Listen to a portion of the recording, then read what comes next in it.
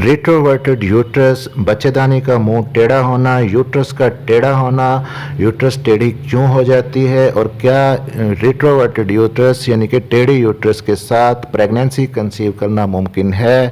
क्या pregnancy conceive करने में रिट्रोवर्टेड यूट्रस की वजह से कोई मसले मसाइल हो सकते हैं और इसका ट्रीटमेंट क्या करना चाहिए? आज की वीडियो में यही चीज़ डिस्कस करेंगे। तो नॉर्मली या यूँ कह लें कि बहुत सारी ख़वातीन के अंदर यूट्रस एंटीवर्टेड पोजीशन में होती है, यानी कि थोड़ी सी आगे की तरफ झुकी हुई होती है। एंटीवर्टेड इसको नॉर्मल पोजीशन कहा जाता है। कुछ ख़वातीन के अंदर मिड के अंदर यूट्रस होती है, मिड पोजीशन में हो सकती है। फिर बाज़ ख़वातीन के अंदर यूट्रस थोड़ी सी पीछे की तरफ झुकी हुई होती है, यानी कि कमर की तरफ यूट्रस का बच्चेदानी का झुकाव ज़्यादा होता है। इसे रिट्रोवर्टेड यूट्रस कहा जाता है। अब रिट्रोवर्टेड यूट्रस क्यों होती है, इसकी वजूहात क्या हैं? एक तो नेचर की तरफ से आपका बॉडी स्ट्रक्चर इस किस्म का हो सकता है कि आपकी यूट्रस पीछे की तरफ ही झुकी हो, रिट्रोवर्टेड यूट्रस इसको कहते हैं, तो ये नॉर्मली हो सकती है। दूसरी जो रीजंस हो सकती हैं रिट्रोवर्टेड यूट्रस की, उनमें अगर यूट्रस के अंदर कोई रसोली है, फाइब्राइड है, तो उसके वज़न की वजह से यूट्रस पीछे की तरफ झुक जाती है। फिर नंबर 2 पे इन्फेक्शन एक बड़ी वजह हो सकता है रिट्रोवर्टेड यूट्रस का, क्योंकि इन्फेक्शन की वजह से अगर कोई पेट के अंदर या यूट्रस के अंदर इन्फेक्शन हुआ है तो यूट्रस के पीछे एक पाउच होता है, उस पाउच के अंदर इन्फेक्शन हो जाता है, वहाँ पे फ्लूइड और पस इकट्ठा होने की वजह से वहाँ पे एडहेरेंस बन जाते हैं, फाइब्राइड बैंड्स बन जाते हैं और वो यूट्रस को पीछे की तरफ खींचते हैं, जिसकी वजह से यूट्रस थोड़ी पीछे की तरफ झुक जाती है और रिट्रोवर्टेड पोजीशन में आ जाती है। फिर अमूमन सी सेक्शन के बाद या कोई भी और एब्डोमिनल सर्जरी हुई हो तो अब भी यूट्रस मिड पोजीशन में भी आ जाती है, या अगर पीछे की तरफ एडहेरेंस बन गए हैं और एडहेरेंस पुल कर रहे हैं यूट्रस को, तो यूट्रस रिट्रोवर्टेड पोजीशन में हो सकती है। तो अब यूट्रस अगर रिट्रोवर्टेड पोजीशन में है तो आपको होगा क्या, आपके अंदर अलामात कौन सी होंगी? क्योंकि अगर आपके अंदर अलामात को आप जानते होंगे तभी आप अपने डॉक्टर से कंसल्ट करेंगे और रिट्रोवर्टेड यूट्रस का आपको पता चलेगा। सबसे पहले तो ऐसी ख़वातीन जिनके अंदर यूट्रस टेढ़ी होती है उनको बैकएक की यानी कि कमर दर्द की शिकायत ज़्यादा रहती है, क्योंकि यूट्रस के साथ जो लिगामेंट अटैच होते हैं, यूट्रस चूँकि पीछे की तरफ झुक जाती है तो उन लिगामेंट्स के अंदर टेंशन आ जाती है और लिगामेंट्स तनाव में आ जाते हैं, जिसकी वजह से कमर दर्द की शिकायत रह सकती है। फिर बाज़ ख़वातीन में रिट्रोवर्टेड यूट्रस अगर हो तो पीरियड्स के दौरान अमूमन उनको बाकी ख़वातीन की निस्बतन ज़्यादा पेन होता है। उसकी वजह भी यही है कि पीरियड्स के दौरान चूँकि ब्लड फ्लो यूट्रस की तरफ ज़्यादा हो जाता है तो जो आर्टरीज होती हैं, खून की नालियाँ होती हैं, उनके अंदर ऑलरेडी थोड़ा सा तनाव होता है यूट्रस की पोजीशन की वजह से, और फिर जब ब्लड भी ज़्यादा आ जाता है तो उन आर्टरीज के अंदर, खून की नालियों के अंदर तनाव यानी कि खिंचाव ज़्यादा आ जाता है, जिसकी वजह से पेन मेंसेस के दौरान ज़्यादा होता है। फिर रिट्रोवर्टेड यूट्रस जिन ख़वातीन के अंदर है उनको इंटरकोर्स के दौरान पेन की शिकायत हो सकती है।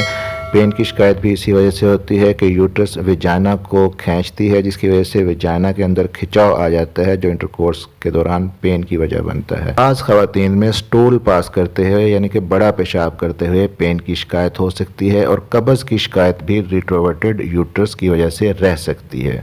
अब एक मिसकंसेप्ट जो बहुत ज़्यादा पाया जाता है कि यूट्रस के टेढ़ा होने की वजह से, रिट्रोवर्टेड यूट्रस होने की वजह से इनफर्टिलिटी के चांसेस बढ़ जाते हैं, प्रेगनेंसी कंसीव आप नहीं कर पाते। तो ऐसा नहीं होता, यूट्रस के टेढ़ा होने की वजह से इनफर्टिलिटी नहीं होती, प्रेगनेंसी कंसीव ना करने की कोई और वजह हो सकती है, रिट्रोवर्टेड यूट्रस नहीं हो सकती। तो क्या यूट्रस जो रिट्रोवर्टेड है उसको सर्जरी की मदद से करेक्ट करवाना चाहिए? तो इसकी ज़रूरत नहीं होती, क्योंकि अगर आप सर्जरी से रिट्रोवर्टेड यूट्रस को करेक्ट करवा भी लेते हैं तो वो दोबारा अपनी उसी पोजीशन में आ सकती है। हाँ, अगर रिट्रोवर्टेड यूट्रस की वजह कोई और है, अंडरलाइंग कोई ऐसी काज है जैसे कि एंडोमेट्रोसिस है अगर आपको, या अगर आपको इन्फेक्शन है यूट्रस के अंदर या यूट्रस के इर्द गिर्द, जिसकी वजह से आपकी यूट्रस पीछे को झुक रही है, रिट्रोवर्टेड पोजीशन में हो रही है, तो आपको अपने डॉक्टर से कंसल्ट करके उस इन्फेक्शन का इलाज ज़रूर करवाना चाहिए। फिर बाज़ कपल ये पूछते हैं कि अगर उनकी यूट्रस टेढ़ी है, रिट्रोवर्टेड पोजीशन में है, तो उनको किस पोजीशन के अंदर सेक्स वो करें, इंटरकोर्स करें कि प्रेगनेंसी होने के चांसेस मैक्सिमम हों। तो इसमें भी कुछ ऐसी स्पेसिफिक पोजीशन कोई नहीं है। आप जिस भी पोजीशन में इंटरकोर्स करते हैं तो प्रेगनेंसी हो सकती है, चाहे रिट्रोवर्टेड यूट्रस है या एंटीवर्टेड है। हाँ, एक मसला जो रिट्रोवर्टेड यूट्रस के वजह से होता है कि इंटरकोर्स के दौरान अगर आपको पेन होता है तो उसके लिए आपको ये चाहिए कि जो रियर पोजीशन है, यानी कि पीछे से अगर आप इंटरकोर्स करते हैं उस पोजीशन में पेन की शिकायत ज़्यादा हो सकती है। तो forward facing, face to face एक दूसरे के जिस पोजीशन में आप हों, तो उन पोजीशंस में अगर आप इंटरकोर्स करते हैं तो पेन की शिकायत आपको कम से कम होगी। अक्सर ये देखा गया है कि बाज़ ख़वातीन परेशान हो जाती हैं जब डॉक्टर उन्हें बता देते हैं कि आपकी यूट्रस टेढ़ी है, तो वो ये सोचती हैं कि वो शायद अब माँ नहीं बन सकती, प्रेगनेंसी कंसीव नहीं कर सकती। तो ये वीडियो देखने के बाद आपको बिल्कुल रिलैक्स होना चाहिए कि रिट्रोवर्टेड यूट्रस भी अगर आपकी है तो आप प्रेगनेंसी कंसीव कर सकती हैं। इनफर्टिलिटी जो है, बच्चे का ना कंसीव कर पाना, रेट्रोवर्टेड यूट्रस इसकी कोई बहुत बड़ी वजह नहीं बनती। बाकी फैक्टर्स हो सकते हैं, उनको इवेलुएट आपको करना चाहिए। वैसे भी अगर आप न्यूली मैरिड कपल हैं और आपकी शादी को अभी 1 साल नहीं हुआ और आपकी एज भी 30 से बिलो है, तो आपको अभी प्रेगनेंसी कंसीव ना होने की बहुत ज़्यादा टेंशन या स्ट्रेस अपने जहन पे सवार नहीं करनी चाहिए।